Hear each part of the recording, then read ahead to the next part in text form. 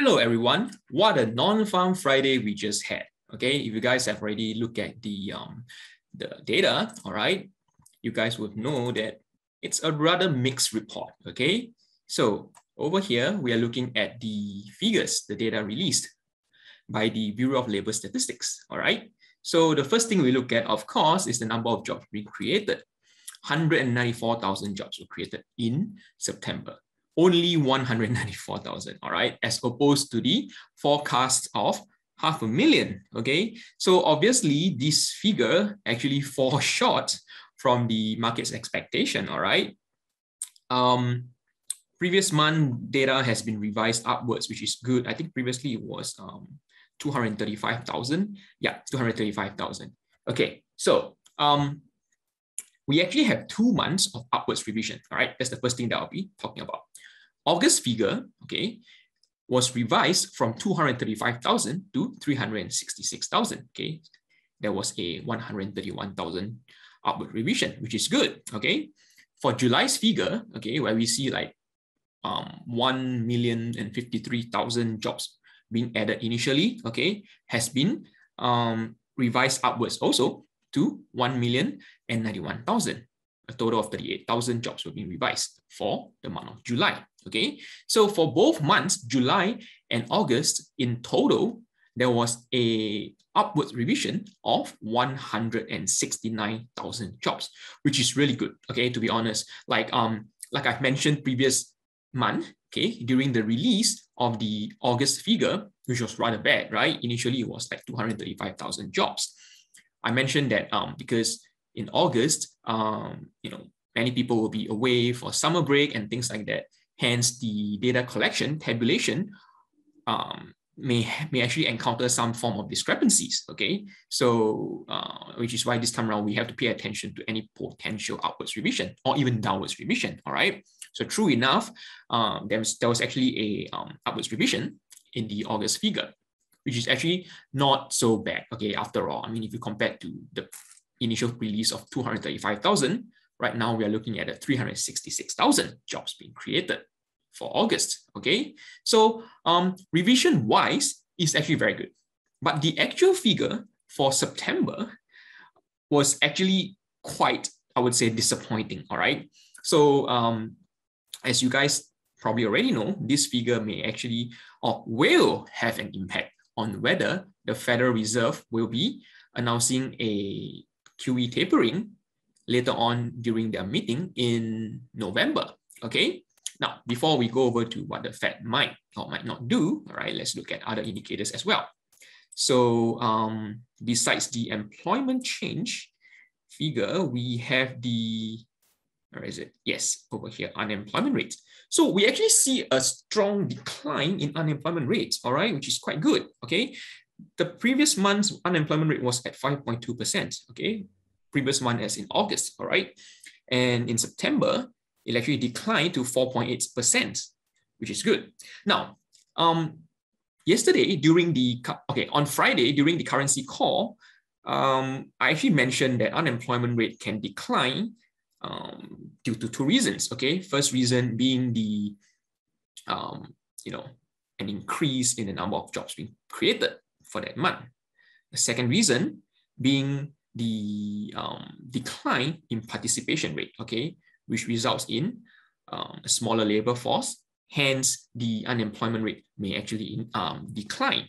Okay, as a result of lesser people looking for jobs. Okay, so if you guys want a refresher on how participation rate can actually impact the unemployment rate, refer to Friday's currency call, where actually I gave quite a thorough explanation, a discussion on the impact of participation rate on the unemployment rates. All right.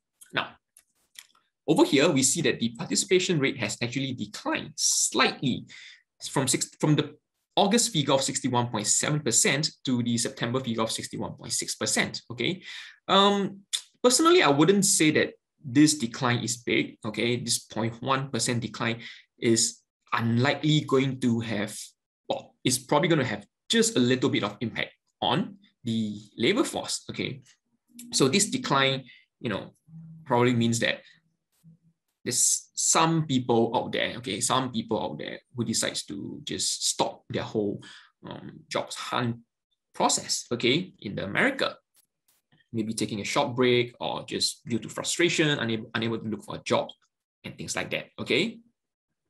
Although I personally feel that the supply of jobs is out there, all right? There's tons of supply of jobs out there, okay? For whatever reason, most probably for the safety reason, okay? Like, you know, they just decide to take a break and just stay home first for the time being, okay? Because they have been provided with stimulus checks and things like that. So you would just want to be on the safe side to prevent, you know, to lower their chance of contracting the COVID-19 virus, okay? So a slight decline in participation rate. So this slight decline is unlikely, okay? Personally, I feel that it's unlikely going to be the case of the strong decline in unemployment rates, okay? Hence, the decline in unemployment rate is more likely to be due to, you know, the increase in jobs creation, okay? Sorry, the jobs creation figure in September, okay, which is the 194,000 jobs, all right? Although it's, you know, really fall short of the expectation, okay, of 500,000. So overall, I would say the unemployment rate is, the data is actually a good data coming out from the Bureau of Labor Statistics, okay? So the participation rate at the moment, okay, is actually telling us that there's actually still quite a number of people who are unwilling to return back to the labor force. Now, why do I say so? Okay, let me show you guys this participation rate. So the participation rate for the pre-pandemic level, okay, which is here, March, was actually 63.4%, all right? And you can see over here from the previous months, it has been around 63%, 63%, above 63%. And then comes the pandemic, it declined to 62.7. And then, you know, there's a strong plunge it did to 60.2, all right? Then ever since then, the participation rate has begun to climb back up, you know, begin to increase, and has been averaging around this 60, you know, below 60 level, all right, 61.6 or 61.7 level. So, you know, for the past 12 months, or maybe, we see like the highest being 61.7, the lowest being 61.4. So it's like a range of 61.4 to 61.7, all right? Overall, it's just below 62, okay? So for probably like a year already, all right, participation rate has been below 62%, while the pre-pandemic level is actually above 63%, all right? So what this tells us is that, you know, the number of people who actually left the labor force, okay, hasn't been fully recovered yet, okay? Fully recovered meaning, you know, there's still a number of people who left the labor force due to the pandemic, okay, who has not returned to the labor force as of right now. And we are seeing that the participation rate is beginning to stagnate, okay, has been stagnating for the past 1 year, okay? So, you know, it's not very good personally, if you ask me, okay? Because what we want to see is whoever are able to return to the workforce to work, you know, do so, okay? So this is actually better for the jobs market. So that's for the unemployment rates and the participation rate, all right? Now, the third commonly looked at technical economic indicator, okay, coming from the jobs report, is the, where is it? Over here, average hourly earnings. So on a month-on-month basis, okay, last month for September, there's actually an increase, okay, of wages by 0.6%. Okay, previous month was 0.4, and then, you know, they actually expect it to be 0.4 again, okay, to be like, you know, there's no increase in the pace. There's no increase in the pace of the increment, okay, for the month of September. However, it turns out that September, there was a strong increase, okay? So why is that the case, all right? Like what I've mentioned earlier, like I believe that there's still a strong supply of jobs out there in the United States of America, okay? Now, what's going on is that there is a shortage of supply of labors, okay? So there are tons of job opportunities out there, okay? However, there are not enough people out there who are willing to take up those roles, those jobs, okay? So this actually led to, well, actually this happened like say several months ago already, all right? So what happened was that, companies out there, firms out there, employers, they begin to, in order to attract talents, in order to attract laborers, okay, people to actually fill up the roles, the jobs, okay, they have been increasing wages, increasing pays, increasing salaries, okay, for these roles, all right? So which is why we are seeing a faster increase, okay, faster pace of increase of average hourly earnings, okay? And if you look at for the past few months, all right, let's just take a look at it. Now we can see that, it has been like zero for the past like 6 months or so. That'd be like 0.7%. Wages has been increasing by 0.7, by 0.4, 0.4, 0.4, 0.4, and back to 0.6 again. All right. So, this whole strong increase in wages is, of course, due to the shortage of laborers out there. Okay. So these three indicators up to now, all right, I believe it kind of like presented a mixed result, all right, to you guys, right? Because we see a poor, well, I wouldn't say poor, but really fall short of expectation for employment change. Okay, that's one thing. And then we see a positive result coming from the unemployment rate, all right, a strong decline. And then, participation rate fell slightly, but that's okay, not so high of an impact at the moment, okay, while the average hourly earning, sees an increase, a strong increase. But the reason behind this strong increase is not a very good one, okay, because, there's a shortage of laborers, okay, which is actually not good for the labor market. Okay, so overall, I would say that this time around, the jobs report is rather mixed. Okay, it's a rather mixed report. All right. So with that, let me just bring you guys to this chart that I've tabulated, just to have a look at where the employment change figure, is standing at right now. Okay, so as you can see over here, all right, jobs gains, losses, ever since the pandemic hit. Ever since COVID-19 was declared a pandemic, okay, last March, all right, we see a decline in 1.4 million jobs, followed by a 20.8 million jobs decline, okay, in the following month, which is April, okay, and then ever since then, there have been like recoveries, trying to recoup back all the losses and things like that, right? So this table over here is actually a tabulation of tabulation of the progress of the jobs market in the US, all right? So as you can see over here, 194,000 jobs being added, okay, for the month of September. So as of the September figure, okay, we are still seeing a 5 million jobs shortage, okay, short from the, when the pandemic actually started, from the pre-pandemic level, I would say, okay? So as you can see from this graph over here, it was initially over here, okay, and then for the 2 months of strong decline, it actually fell to like some 22 million, 22 million jobs being lost in 2 months. And then ever since then, it has been recovering, I would say, consistently, and then at the moment, we are seeing a 5 million jobs being lost, okay, as of the pandemic last March, okay? So what this means is that, the US jobs market has still quite a bit to go, okay, if they were to return to the pre-pandemic level, which is,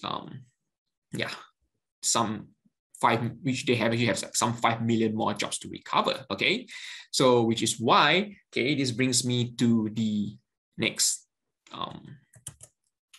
thing I want to cover, okay, which is the Federal Reserve, all right? as we know, this jobs report is actually very important because it will actually have an impact on whether or not the Federal Reserve will be announcing a tapering of QE, quantitative easing, okay, during their November's meeting, all right? So will the Fed announce tapering in November, okay? Let me just get one thing out of the way first, all right?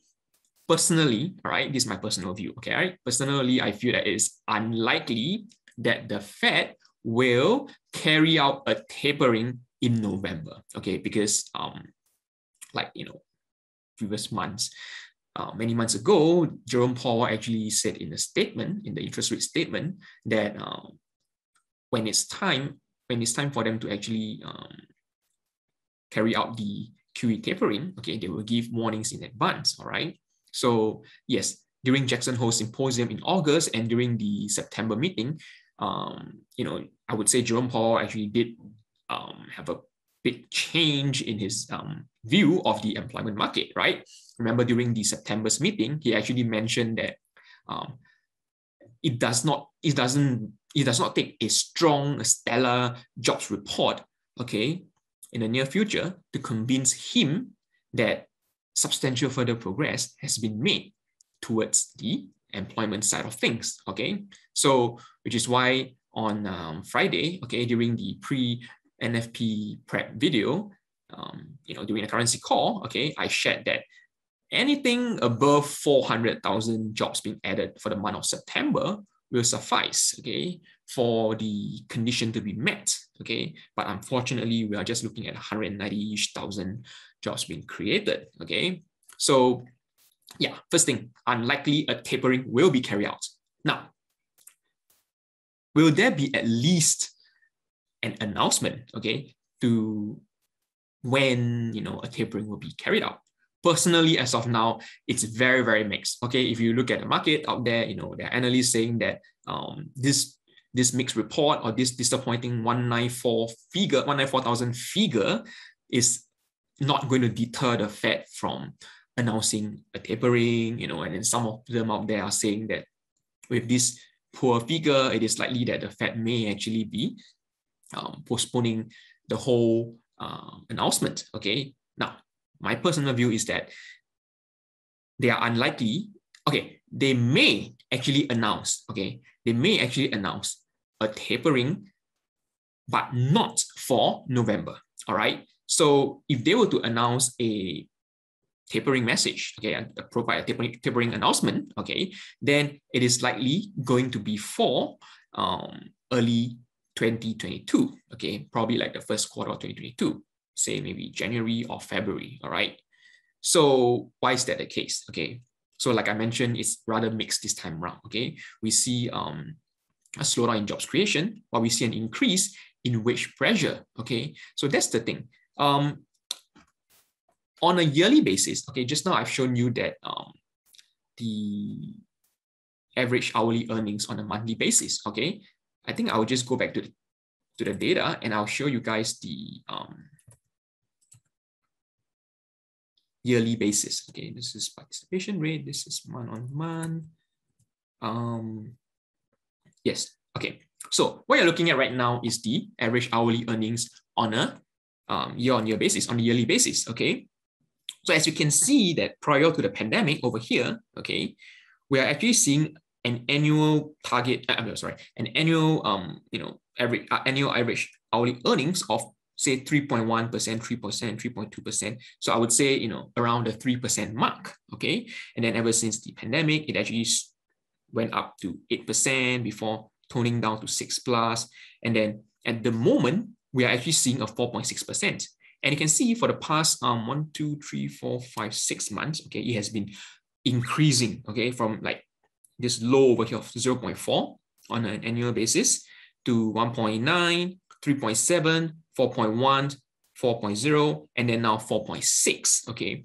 So it's actually way above the pre-pandemic level already, okay? So what this does is that it actually create this wage pressure, okay, this increase in wage pressure on wages, okay, this pressure on wages. So what this can do is that it will impact inflation, okay, which is this is actually what many people actually call it the wage inflation. All right. So wage inflation will directly bring the inflation, the general inflation up higher or lower, depending on how the wage inflation goes. Okay. So as you can see right now, wage pressure has been very high, way above the pre-pandemic level of around 3%. Okay. So this will have an impact on inflation, and which is why the Federal Reserve may actually be concerned about this issue. Okay. Yes, no doubt, the jobs figure has been bad for the past 1 month, 2 months. Okay. But then there was a revision, upwards revision, right? So, okay. So because of that poor figure that's been released from the job side of things, okay. And then right now we have this strong inflation, strong potential wage inflation pressure, okay. This may actually cause the Fed to be in a, I would say, a mixed situation, okay, in terms of whether or not to announce a QE tapering, okay. So if they were to do a QE tapering announcement during their November's meeting, then it is likely that it will be for the near future. Personally, I feel that it's going to be early 2022, January or February, okay, because they will want to, let the jobs market have more time to recover, okay, to a higher level before they actually start the tapering, okay. And an announcement doesn't mean that they're going to start immediately, all right.